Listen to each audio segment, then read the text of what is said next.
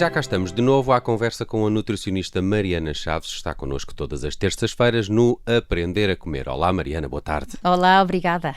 Olha, gostei muito do programa da semana passada, onde falamos do peso saudável, o que é isso do peso saudável e como é que podemos saber qual é o nosso peso ideal, mas hoje vamos aqui para uma questão que eu diria que é bem mais complicada e chegou-nos através de uma ouvinte. Já agora, se quiser deixar as suas questões relativamente à nutrição, pode fazê-lo para este e-mail ouvinte@observador.pt. E foi isso que fez uma das nossas ouvintes, que nos perguntou, Mariana, qual é o papel da nutrição nos distúrbios alimentares, como a anorexia, a bulimia ou a ingestão compulsiva de alimentos. Este é um assunto bastante complicado, porque distúrbios alimentares são bastante difíceis para outras pessoas compreenderem, que estão de fora, que são a família, que são os amigos à volta de quem tem este tipo de distúrbio. E claramente a nutrição terá aqui um papel, mas sozinha não vai lá. Sozinha nunca, sem dúvida, Nelson.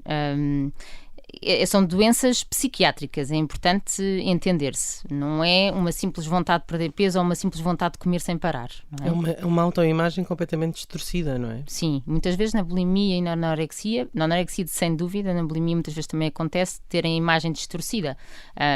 Às vezes, quando nós tentamos definir o dito peso ideal, existe mesmo essas imagens já em termos científicos, que é a imagem que corresponde a cada IMC, por exemplo, que não falámos a semana passada, mas se calhar faz sentido falarmos, em que uma pessoa consegue olhar para o boneco e perceber, bem, se eu tiver o IMC parecido com 20, por exemplo, que é saudável, a minha distribuição corporal será mais ou menos esta se eu tiver anatomicamente um desenho muito distribuído, não for em formato de pera ou em formato de maçã.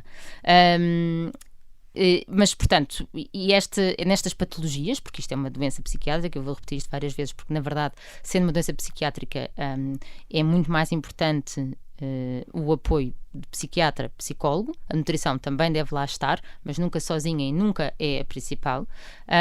E realmente a imagem corporal está muitas vezes distorcida. As pessoas, por exemplo, no caso da anorexia, desculpa interromper, vêm-se sempre mais gordas do que aquilo que estão, não é? É difícil, vêm-se... Isso é difícil de compreender, não é?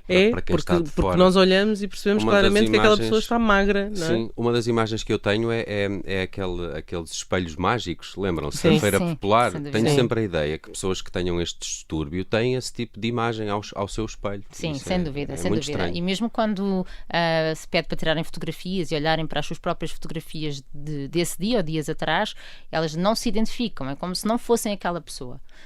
E é muito estranho, mas é assim que é essa doença psiquiátrica. Portanto, quase de personalidade, não é? Sim, sem dúvida. E exatamente por isso, portanto, como eu falava, psiquiatra, psicólogo, nutricionista, qualquer que seja o profissional que está com essa pessoa deve tentar identificar e tentar reunir a equipa. Muitas vezes pediatra também. Porquê? Sim. Porque nós sabemos, infelizmente, que acaba por acontecer, os últimos dados que li, muito mais com adolescentes e adultos jovens, principalmente sexo feminino. Não é que não aconteça também em rapazes. Mas, portanto, às vezes o pediatra também fará sentido estar nesta equipa multidisciplinar e deveria haver sempre aqui uma articulação entre profissionais sempre após a consulta. Porque o que esta ouvinte pergunta, não é? Que é qual é o papel da nutrição nestes distúrbios alimentares, porque muitas vezes os pais estão desamparados quando já identificaram.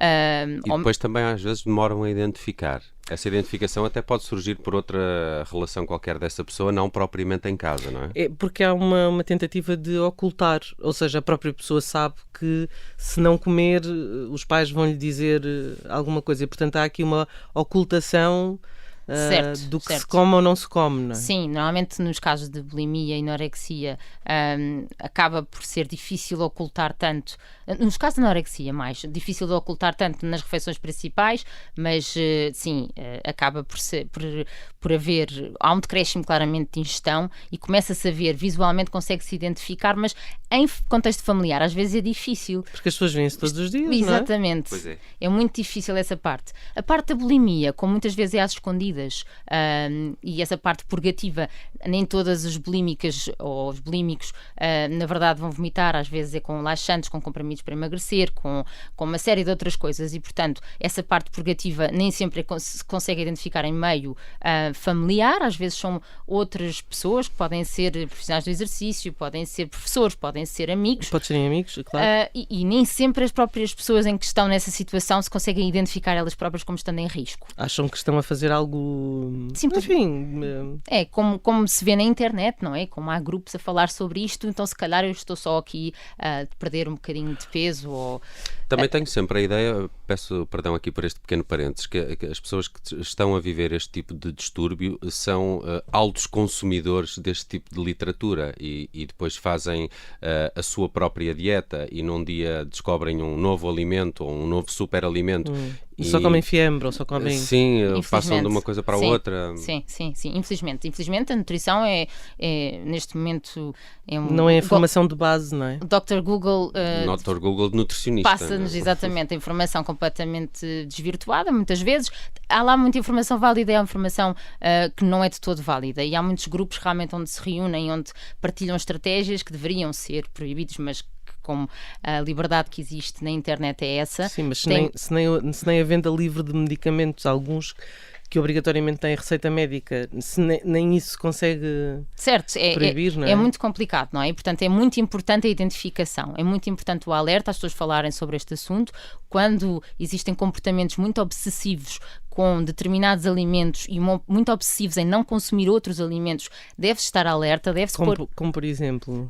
Olha, aquela questão de que de repente não se toca nem numa tosta, nem numa ponta de arroz, nem numa ponta de pão, isso deve ser motivo para uns pais ou outros familiares questionarem e estarem atentos para perceberem se esse comportamento é realmente levado de uma forma tão rígida, porque muitas vezes... a bulimia muitas vezes está associada a compulsões alimentares. E, portanto, até pode não haver uma grande alteração de peso. Nós podemos olhar para essa pessoa e não a vermos numa magreza extrema. Quando vemos em magreza extrema, obviamente é mais fácil de identificar, mas quando não vemos em magreza extrema, essa pessoa pode mesmo estar desnutrida.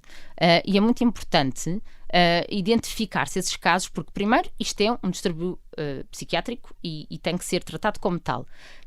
Temos todos a certeza de que quanto mais cedo identificado e tratado, maiores são as hipóteses de cura. E, portanto, esta atenção é muito importante ter. Isso falavas há pouco, de repente só consomem fiambre, ou só consomem sopa, não é? Porque existe a dieta da sopa, a dieta da lua, a dieta da... Mariana, deixa-me ser aqui um bocadinho provocador. Há cura? Eu não sou a pessoa indicada para dizer isso. Porquê?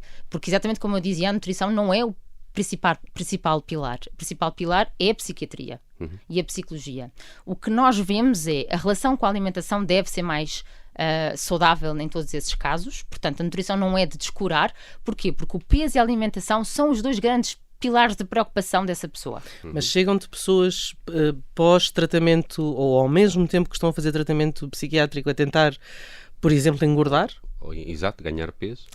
Então é assim, todos os casos que em regra me chegam de distúrbios alimentares, pode ser no início, pode ser a meio, pode até já ter sido no passado e a pessoa estar controlada.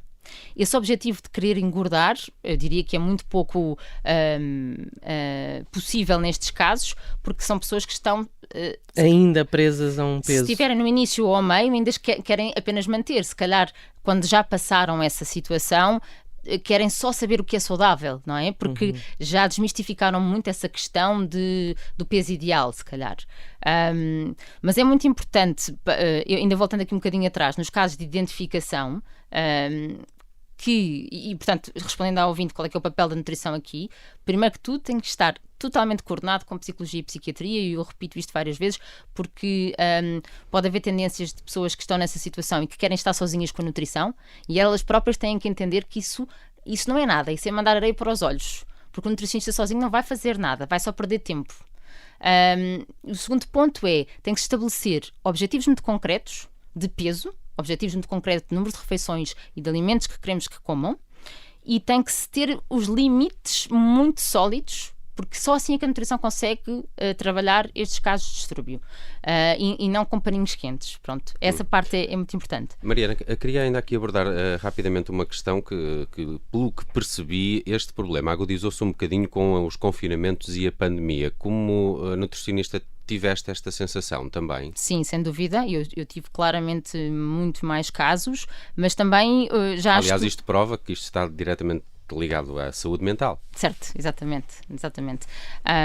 Há estudos já a falarem do aumento do número de casos, principalmente porque aumenta o número do nível de ansiedade, não é? Da preocupação com a alimentação, com o exercício físico, e também porque se verificaram comportamentos mais restritivos, mais compulsivos, e portanto verificou-se realmente que estes fatores de risco onde nos colocaram com esta pandemia aumentaram. É importante também dizer que há pouco, quando eu falava em limites, eu não quero deixar de dizer isto, que é a empatia será talvez o terceiro pilar mais importante. Das pessoas que estão à volta dessa pessoa. Sim, de quem está a tentar intervir, porque eu volto sempre a isto, não é? Qual é o papel da nutrição, e acho que é muito importante, enquanto profissionais, dividirmos aqui um bocadinho as nossas experiências. Primeiro, quando não se tem experiência, deve-se passar para quem tenha ou para quem tenha formação, porque isto é uma doença complicada, isto é uma doença que mexe muito com a família, com a qualidade de vida dessa pessoa, e portanto, assim como é importante a parte dos limites, é muito importante a parte da empatia.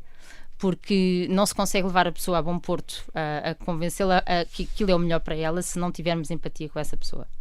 Muito bem, é um programa e um tema importante que podem também conferir no nosso site em observador.pt e nas plataformas de podcast. Subscrevam. O Aprender a Comer é todas as terças-feiras na tarde em direto da Rádio Observador com a Mariana Chaves. E para a semana voltamos a falar de nutrição. Até para a semana, Mariana. Obrigado. Obrigada, até para a semana.